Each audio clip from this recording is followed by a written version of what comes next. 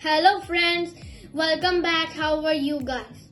My Eid went very well. I hope yours did too. Today's recipe is pasta chips. Let's get started.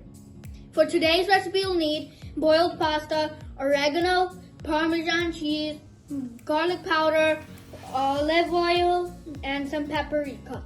Add everything in the boiled pasta.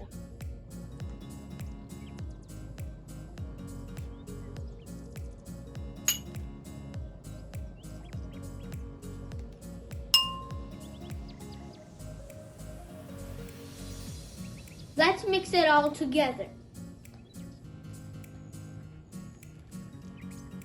You can add any seasoning or cheese you like.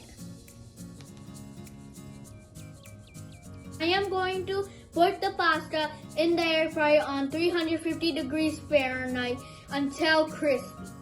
You can put it in the oven if you don't have an air fryer.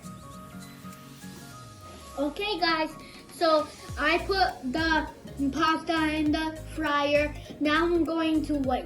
They're finally done. Let's taste them. They're super delicious. Please like and subscribe. I'll see you next time.